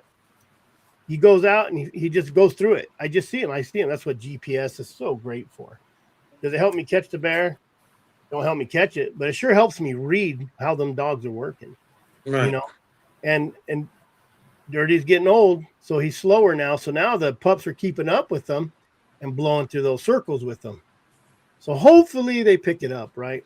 Let me ask you this: Do you think Dirty, means that he's been a lead dog so long that all these other dogs are blowing past him that he loses interest? He never loses interest. He's just slow now. Will he come back? Will he come back and try to grind out a different track? Nope. The worst he does is if he tries to cold trail it. So if maybe he ran it backwards, he's done it in the last couple years. He'll just be stuck out somewhere. He'll take the trail and I'm like, we're good. And maybe he's trashing. I don't know. Maybe he was following a coyote. But he'll get in a spot and he will not leave it. He dry ground lion hunts it. So I'm gonna say this because I got my best bear dog that I've had for 10 years. Mm-hmm. That's taken me to hundreds of bear trees. He's older now, and the dogs will smoke him. He'll be with the dogs for a little while and turn around and come back and make a circle and try to find a bear by himself. And a couple times he's found a bear by himself, and I'll look at him. He's a mile and a half away, and I'll look, and he's treed. And my buddy's like, he's trashed. And I'm like, no, he's not. I says, that dog right there, if he says treed, I promise you, he's treed. So we drove an hour and a half driving around, got within 500 yards, can't hear him. We walk off, and he's down in this canyon, and sure shit, he has a bear. So I think that this dog, he's been my lead dog, he's fast, and he's 10 years old, and he's still a badass, but he's not as fast as he used to be. And I think that whenever he's used to being the lead dog, he'll come back and try, like I said, he'll come back and try to find his own bear. He's like, I'm not going to keep up with them young whippersnappers. I'm going to do my own. They can go catch them. They need to learn. Well, what about a dog that's two? I had Yucky. Yucky, if he was treed, he was treed on a bear or a lion. Now, I'm not saying he didn't trash, but even if I knew he was trashing, he would still find something. If he was treed by himself, I could go to that tree and it would be something that he was supposed to be treeing. But I was running a lion with two dogs, Dirty and Pepper, I think it was, and they were working it, and he broke the rig chain and took off just bat out of hell and just destroyed everything. Like he just full blast running and barking. And I mean, I don't know. Maybe they were cold trailing it backwards and then he blew past him, like you said, and they quit. Dirty and them were like, oh, but I think he messed it up. So you have a dog that's too eager. Like a fighter who gets in the ring and is like talking shit and wants to fight and then gets knocked out. You know what I mean? Right. Like he's just too eager. But New Mexico guy, John, he says lion hunting is a game of patient stealth and incredible scent discrimination because lions are nocturnal, solitary, and tend to travel high, rocky rim knot. Dry country, a hound has to work hard. And that's true. They have to work harder than it's dry. I mean, it's dry. Plain and simple. I mean, when it comes to lion bear or dry ground line dogs, or out of control bear dogs. It's just an art. It doesn't matter what your dog chases, coon dogs or whatever. It's just an art. And they have to know what they're chasing, how to catch it, and how to figure it out. And that's just plain and simple. And you know what? My bear dogs make me happy. I just That's what that's what makes it. That's what makes it. Well, you talk about legends, and we'll all be legends somewhere. Our great grandchildren are like, yeah, my grandpa used to run. My great grandpa, you should hear the story. They punching a bear in the butt, tried to stab one with a Bowie knife. Like, you know what? You'll become a legend within your own. You may not be famous for it unless you get killed by a bear trying to fight it or something, but you know what I mean? But that goes to the next one. And I believe this one's true. Young dogs need a lot of game to become great. Yes. They need a lot of opportunities on game. Yes. Yeah. If you're a pitcher, you want to be a good pitcher, you're going to practice all the time. Yeah. Basketball, practice. That's all it is to them, is practice. I mean, especially to people like when you treat 20, 30 bears a year and you don't kill none of them, or you may kill 1 or 2 or even 5. I mean, my dogs, we didn't kill a bear last year, but they'll go this year and still hunt a bear. But when you got them in a tree and the tree's full of smell and the bear's pissing and shitting, or you let it get down and run it again, those dogs, and you're telling them good dogs, right? They're gonna pick it up and say, this is what we're supposed to be doing. Well, and then the more you put them, more game you put them on, the more they fire. Mm-hmm. That's just the way it is. What about females don't make a good as pack as males? I used to be that way. I used to think, because I hated females, and the only reason why is because every time you want to hunt the suckers, they're in heat.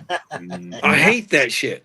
Well, so now I've got a mixed pack, and I've got a lot of females, and I think that females have just as much drive as a male.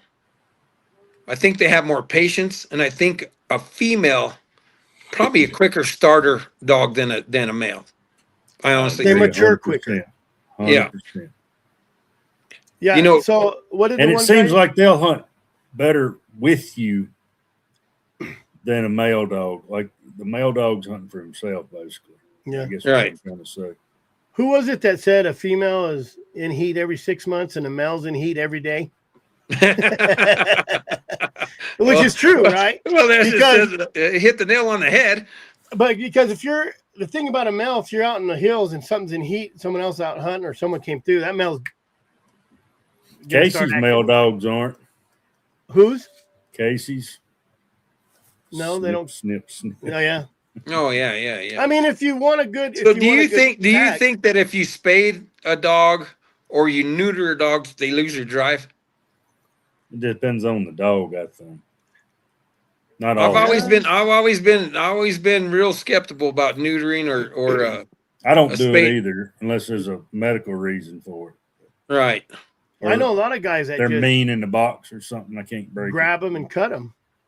But I mean, does a dog have a level of testosterone in it that it's supposed to have? Because when you cut their nuts, like with us, our estrogen builds. If we lost our nuts, we have to be on hormone pills, right? Mm-hmm. So as a dog, is it the same? See, and that's why I'm skeptical about doing it. And I know a lot of people that have, they neuter their dogs or whatever. I'm just kind of weird about it. I've neutered a couple dogs thinking I would slow them down, and it didn't help. I mean, Dustin's got that Wayland dog, and he's cut. He just goes. Casey's got one. Well, he's got a couple. I think Brutus is his best one, according to him, for his bears. He's got old Cowboy. He hunts pretty good. Made a huge difference this year. Having my 2-year-old chew on one it absolutely does make a difference if you can let him chew on one. I'm not saying they have to keep chasing them and tree them, but I think if you let them chew on one, or if you have the opportunity to let it come out of the tree and let that dog go to get a little piece of it before it goes up another tree, that helps out too. That's on anything. Bobcat, coons, pigs, whatever, bears. You got to give them a taste of it.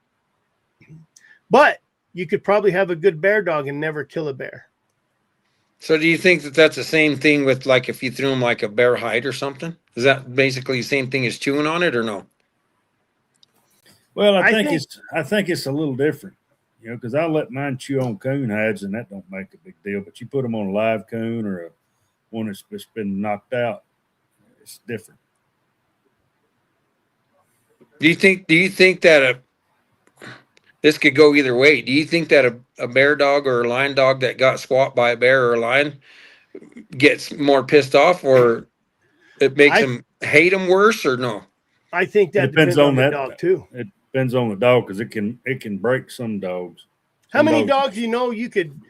It'll let you know when they need to cull.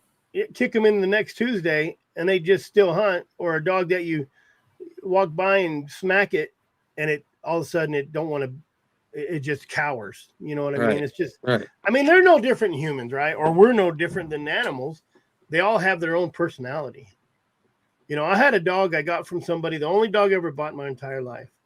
And if you put a shock collar on her, the only time you could even just tone her is if you wanted her back. Because once he burned her up.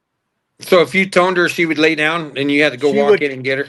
Come right back to me. Yeah, I got one done hunting. I think he burned her. Go back hunting. I've had some dogs that I've toned or I've shocked because I want them back. They lay down right there, and you got to go get them. It don't matter where they're at.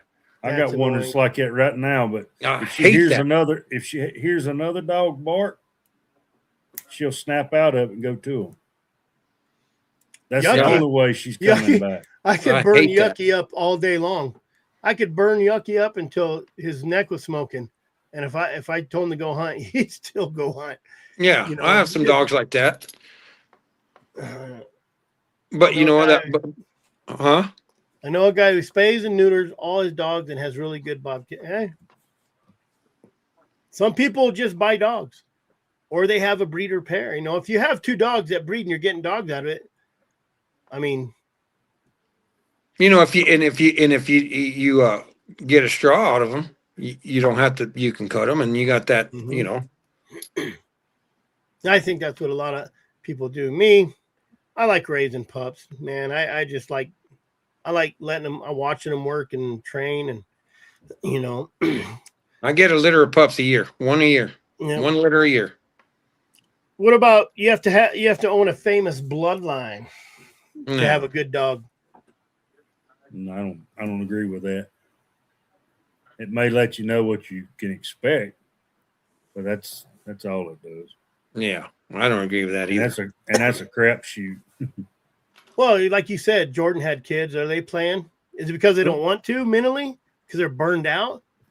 Or is it they're not good enough? Who wouldn't want to be a millionaire by playing the game that you like? Yeah, but you grew up with it. You just burn out. How many people who got back in the hounds later said, my dad or my grandpa's in the hounds, and I wish I would have stayed in it. They just got out because they had to do it. Maybe they felt they had to do it. I've had a couple friends of mine that like, I'm going to buy me some hounds. I'm like, buy some hounds. They say it'll be fun. Yeah. The people that are not around hounds think that you put a dog on a bear or on a lion, all of a sudden you go to a bear tree or a lion tree. They don't realize that there's a whole bunch of shit that goes in between point A and point B. Well, you take somebody hunting. I've took people hunting, got a rig, 150 yards, had a bear. Looks easy, right? It is easy. That was an easy one. They weren't with you when you had to walk in 3 miles on the reservation with tree to tree because you don't want to get caught. They weren't with you when the dogs got left overnight because they ended up somewhere and you just couldn't find them because they was in a hole Right. They were with you when you caught that bear within 300 yards. You know, me and Elizabeth took a handicap girl, hit 7A road, rig, 300 yards. I drove her in, still had to push her 80 yards over Malapai. Perfect opportunity. There's even a sow. I didn't care. She girl's in a wheelchair. You know, there you don't get that opportunity. We had a girl that was she could stand, she couldn't walk. We had another girl with a spinal bifida, and man, we were down there over off the 6 road in that big rock slide. And I had the guy hunting with me. He was down in there chasing bear. And I'm like, man, she was about 80-pound girl. I would have had to backpack her in, you know, but he was down in that hole, that rock slide for hours. But people don't see that. They watch social media. And what do? What does Kirk Price do? Gets a rig, drops his tailgate, goes to a tree. 15 minutes. And that's what people think. Brett they don't realize that's editing. All editing. It takes longer, and it takes just as long to edit. It takes hours to edit. You know, it's faster to edit it just down the 15 minutes than it is to go get the bear. I mean, I can put game in every tree that we get to.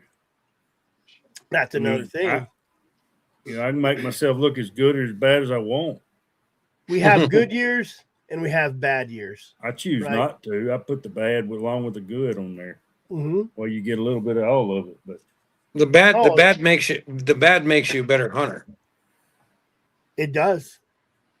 Well, you got to take the bad along with the good, because if you don't learn from your mistakes, how are you learning? I think I told this story before. Like when I first broke into bear hunting, I was driving down the road and we were going. My buddy's like, "You ever see a bear cross the road in front of you?" I'm like, "Never." I had a box full of dogs. We come around a corner and there's a bear running down the road. I spun that sucker sideways and just opened the dog box, and guess what they did? Run around backwards. Done it. God, you know, and that was before GPS, so you couldn't be fucking toning your dogs or shocking them. It was the beep beep shit. I never did catch that bear, and I didn't get my dogs for another 4 hours. No, that's when you go home and you don't have a voice. Yeah, and I mean, I learned from then on. If I'm in a situation like that, I'll spin my truck sideways. I'll grab one dog. I'll start him in the way that dog's going, and once he starts it, then you start letting dogs in. And that was a mistake that I made. That I was a rookie, and I'm not saying that I don't make mistakes now, but I've learned a lot of them. A lot of the shit that I did do.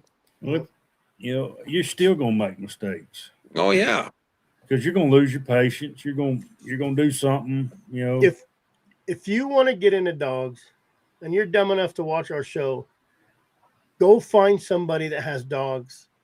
And go live with them for 30 days and feed those dogs and train those dogs and water those dogs and get dogs. If you're raising them, get parvo. I just got parvo and I had shots and I had 2 dogs die. I have 1 dog. Let me tell you something about parvo. Here's my myth on parvo.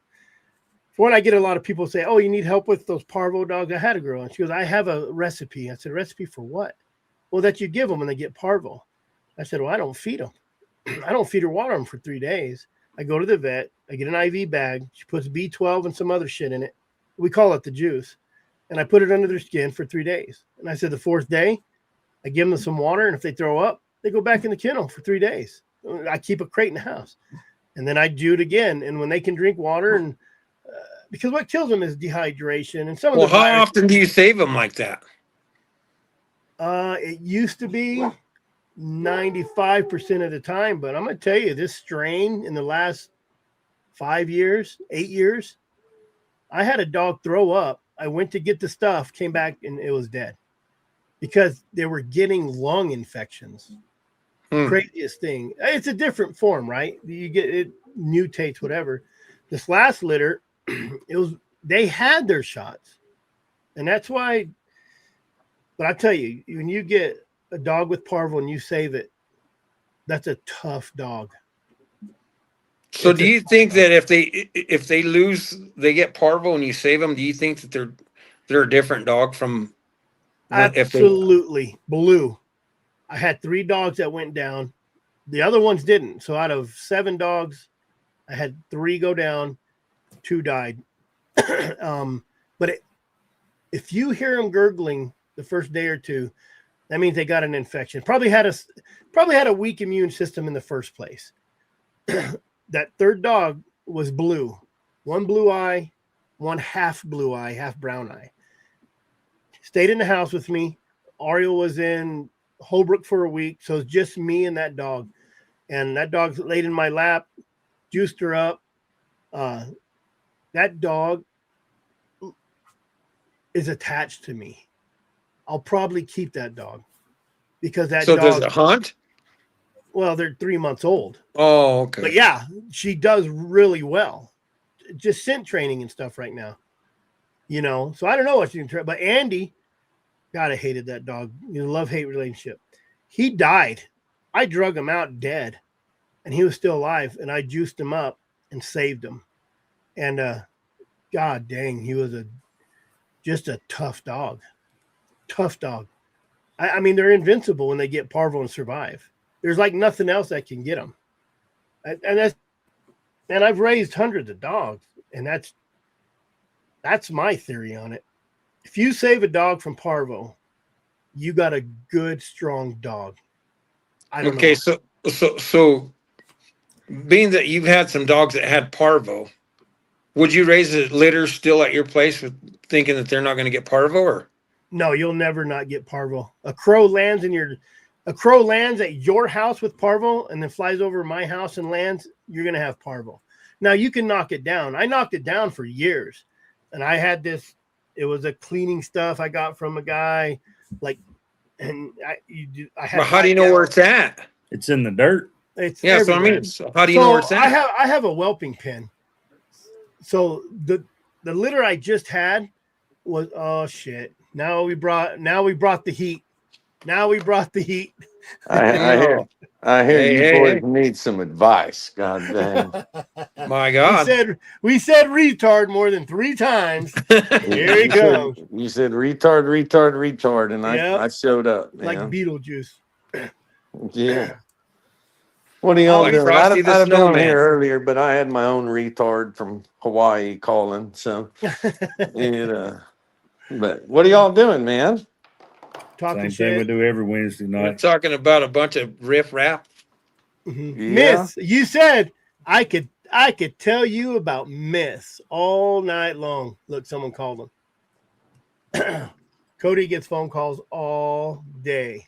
I hit the decline button, so don't worry about it. Talking about myths, we went over Trying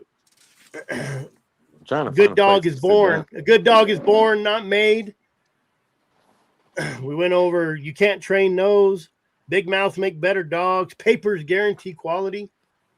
That's that y'all talking to Derek or what? God dang, y'all need some registration going on. Oh man, if I'd have got Derek on here, we'd be in trouble.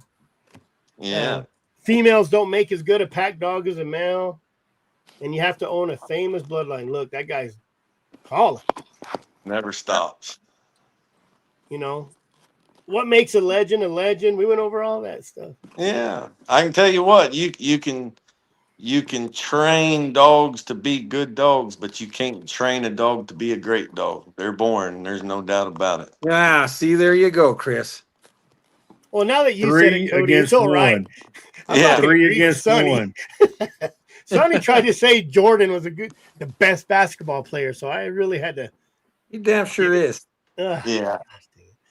No, I don't know what it is about those legends, man. They the only one I ever had was a gyp named Loud. It's the only dog I've ever run over in my life. But you just, there's just certain things you just can't. And I'll tell you, you can argue that it's in their nose, and you can argue that it's in their drive, and I would argue it's between their ears. I think that those top dogs have a level of intelligence that's just superior to most other dogs. And yes, it's their nose, but it's their brain telling them how to use it, and yes, it's their drive, but it's Ruben had a real famous dog named Doc, and Chris has been in South Texas, but if you look at an aerial map of South Texas, like a satellite map, you can start a cat anywhere, but you can see on the map where you're likely going to start cats. They're going to be on this creek, or they're going to be in this little mott of brush over here. You know, being an intelligent human being and having years of experience, you start to learn where the cats are and where they live, where they lay up. And Ruben had that dog right when the first GPS collars came out. And we put them GPS collars on that dog, and the cats didn't have to be moving to catch a cat with Doc. He would, if they weren't moving, he'd still find one and jump it.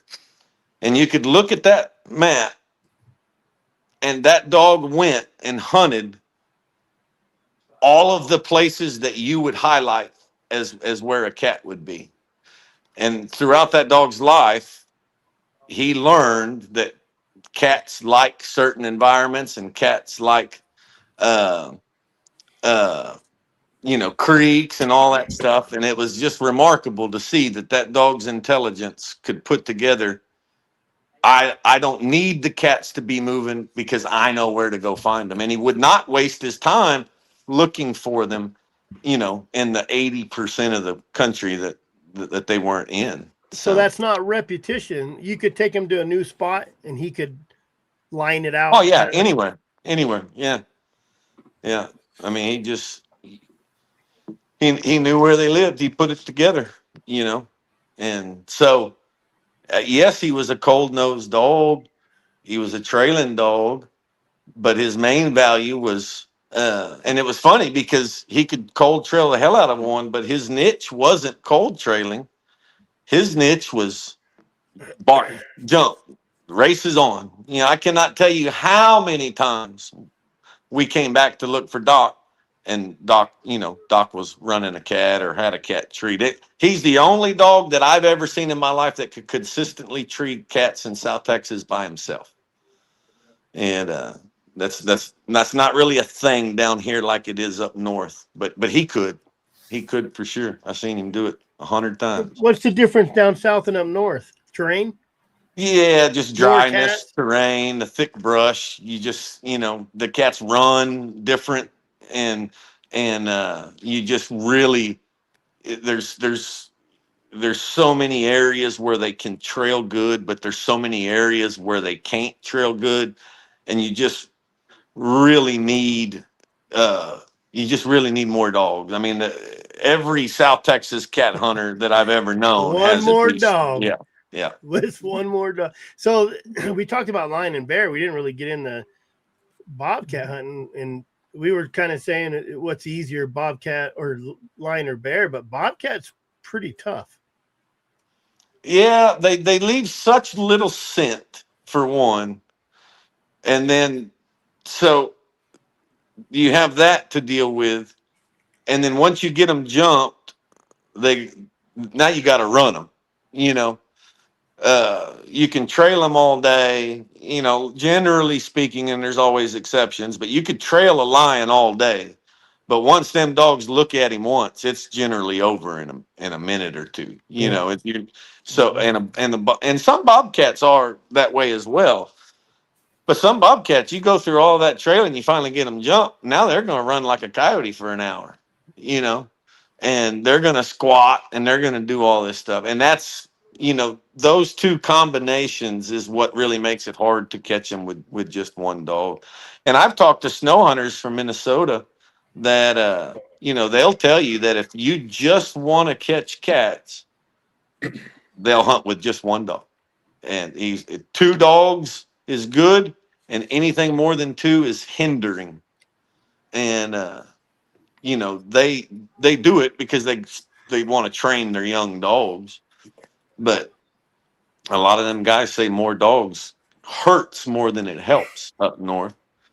And I'm referencing snow hunting, of course. And but yeah. So what about jumping from bobcat to lion? Can you do both? I do both. So what's the difference on that as far as a lion dog? More scent, obviously, you right? a lot more scent, but a lot more trailing involved. You know, generally speaking, because of the little amount of scent that bobcats leave, and then the smaller home range of a bobcat, you're going to spend a lot more time running than you are trailing. You still need the trailing, but you don't need as much trailing. And lion is completely opposite of that. You know, lions, you still got to run him, but you don't need running dogs to run him down. But you got to trail him for 5 miles, Yeah. you know, and that's where, that's where the difference is between those two dogs. And you know, you got a coyote hunter that's just running hounds. They're running coyotes that smell so bad, and you don't need good trailing dogs. And then a lion dog, you need good trailing dogs, but you don't need running. And a bobcat's kind of in the middle. And each cat hunter is going to have a pack distributed. Some of them will have more trailing, some of them will have less trailing. A lot of the South Texas hunters, like where I'm from, had a lot less trailing in their dogs because they didn't need it, because we have so many damn bobcats. You know, if the trail's too cold and you can't trail it up, well, just honk them on, and you'll start another one in the next half a mile. You know, and that's one thing that I had to, when I tried to start catching lions and then collaring lions and stuff. That's one obstacle that I had to overcome, is I had to get some more trailing in my dogs. And you'd be surprised how much of that trailing just comes from letting them trail too, though. I mean, Not the catching. same dogs, you let them trail and they'll develop that trailing ability. Versus, I have a lot of dogs that on paper shouldn't trail as much as they do, but they do. If you want Cody to come to your state and hunt, tell him he can't catch a bobcat over there where you're hunting. He'll show up. That's all you got to do, Tim. Say, man, Cody, I heard them South Texas dogs can't catch a cat up here. I'll be loading them up. So you could take a bobcat dog, catch a lion easier than taking a lion dog and catching a bobcat. Yeah. That's probably a true statement here. But you take a lion dog and try to catch bobcats with him down here, and you're not going to catch no bobcats. Young, what about where Casey's at? But at the same time, you take a bobcat dog from here and go try to catch lions. You catch some lions, but you ain't gonna catch as many of them, as you would with trailing dogs. So if you took your dogs over there by Casey and tried to catch a bobcat, because that's not open country like where you are, how would that pan out? What do you mean that's not open country? Well, Casey's in big ravines and Casey Fair over in Young, Arizona. Big rock pile. Yeah. So taking your dogs off flat land, like, you know what I mean? You don't have those big canyons to hunt. How would your dogs do over where Casey's at? I mean, so my experience has been with my dogs is that if you go somewhere where the brush is not thick enough where the cats rub on it while they're walking, you're not going to consistently catch very many bobcats, and that's with my dogs. The other issue is you start hunting around them rock piles and boulders, and man, them bobcats can just disappear in a hurry, Yeah. So it's not necessarily the flat land. Correct. Yeah. It's the brush, the terrain of. Correct. It's the brush that We'll makes find it. out next month, huh, Cody? Yeah, August 22nd. Hey, Alan Listdahl's coming. Corey Hiller's coming. Their other buddies coming. Howard Hales may be coming from Michigan. I mean, and so I've got like another friend of Alan's from Yeah, Utah. he has a whole posse coming. I got a whole freaking posse of All people bobcat diet. coming to rendezvous. all Bobcat and bear hunters. Most of them they run bobcat and bear, and a few lions. You know. Hey, Chris, I got a roll. It was Sounds good Sonny. hanging Thanks out for with coming you guys. See you, Cody, and See we'll you, see you. Sonny. Let's see you, Sonny. Take care.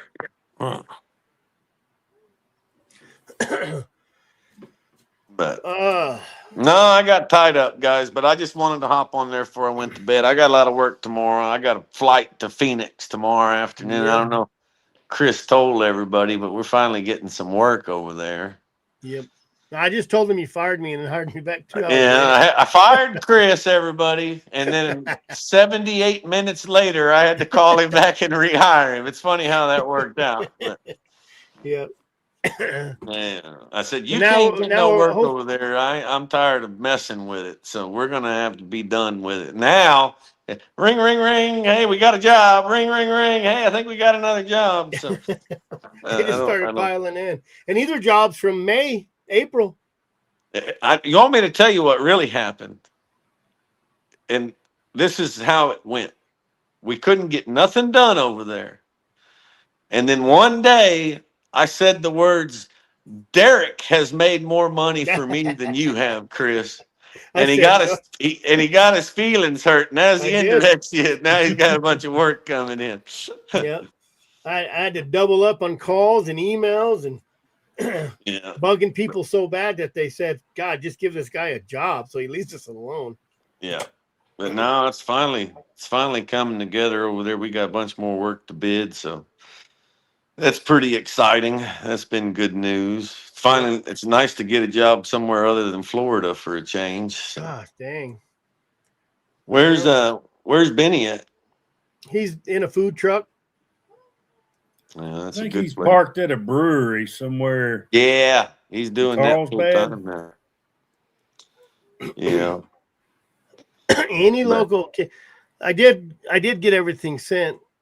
That's Kenny, his sister-in-law or something works over at Core. We did get everything set up for Core, but yeah, they're are they local? No, one guy's out of. No, they're from Florida. God dang, I can't get away from that damn state. Yep. I don't think a lot of the local GCs are getting awarded that, Kenny. They're like using out-of-state people. Maybe their prices, I don't know. But we did find out that Arizona market might be higher or lower than what we thought.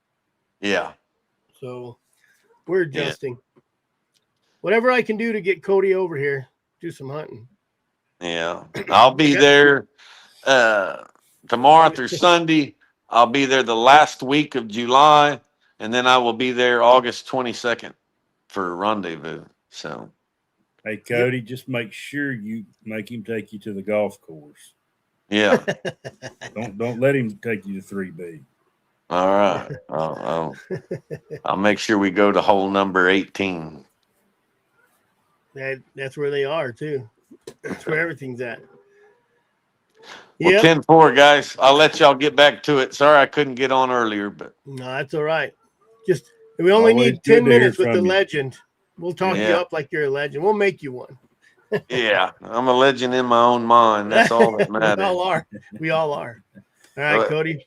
That's what my dad said to one of them guys that came down. Somebody came down and went hunting with me, and my dad went with us. And that guy, we were riding in the front seat of my truck, and that guy turned to my dad and said, "Man, Mr. King, your son's sure a damn good houndsman, let me tell you." And my dad looked at him and said, "The only thing he's proved that there's a bunch of dumbasses that'll believe anything on Facebook." But so he called me out a little bit, but that's what dads are for. That's right. Well, 10-4, guys. All right. We'll holler at you later. We'll see you, Cody. Well, there you have it. As long as Cody King shows up, we can end the show now. Well, there's a lot of, I guess, myths. Well, one real bad one that Jordan's the best, but other than that, just go be a houndsman, right, Jeremy? Take them hunting. Do what makes you happy. Dogs won't shut up. So go be a houndsman. Show up August 21st for the Hound Rendezvous in Young, Arizona. Go to azhhr.com. Buy your tickets. Go, yep. If you go to azwda.com, it'll take you to buy the tickets. And if you sign up as a member and you're not, you get 10 free raffle tickets. So that's a bargain. Oh, we got a raffle going on right now. You could win a 5-dog tie-out. You can win you get a 5-dog tie-out, AZWDA hat, and a tree lead for $10. $10 a ticket. 40 tickets. So go to azwda.com and buy some tickets. The tie-out's worth it. I think those are $150. Yeah. Maybe more. Other than that, thanks everybody for coming. Jeremy, thanks for jumping on. Yep, I brought Jared Fisher with me, so He brought Jared Fisher with him. So if you want to, Jared started posting. If you want to go hunt with him and you want to catch some of those that are behind Jeremy, give him a call. He'll catch you monkeys all day long, and Dustin too. Yeah. Dustin's getting good at catching them now too. Yeah, he's got videos to prove it. You want to be a houndsman, Chris? Wouldn't people have a better chance of winning the lottery than becoming a successful houndsman? It's probably pretty true. Yeah. But it doesn't hurt to try. I don't know. You can be successful. If you want to be, right? If you put in the work, you can be successful. And there's enough people and there's enough good social media out there to put in the work. There's enough people. I mean, houndsmen get a bad rep for being kind of assholes, but I don't know. Kenny, he gave back his raffle and just wanted people to talk to. Me and Dustin been telling him what we think. Shoot, I've even called him stupid. Told him. He has 4 puppies right now. There ain't no one on. Yeah, look at Jeremy shake his head. You know? But I can't say nothing. I got 6 in my yard right now. Well, I got 3 that I'm trying to train, and the weather's not cooperating. No, it's just time. I could have went tonight, but I felt kind of bad. You didn't have anybody coming on. Yeah. Well, Dustin was supposed to be on, but he's over there lollygagging. So he was on for a minute and got beat up and left. Yeah, that's probably what that's what happened. And Jared never gets on anyways. So Kevin, I'll bring him on next week. We're gonna bring Derek back on because he's running hogs and coons with his Corelli dog. Where at? Texas. He's a Texian now. So that ought to be good. That's the legend Goldstrike. All right, Jeremy.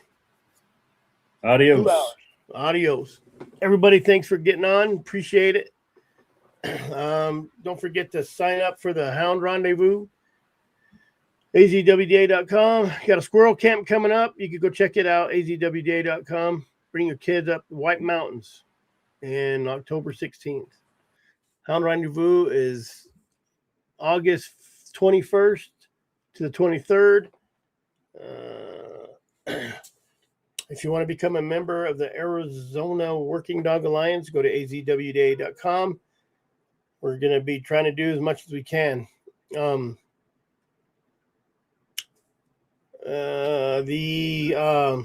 hound trials are not this weekend, next weekend.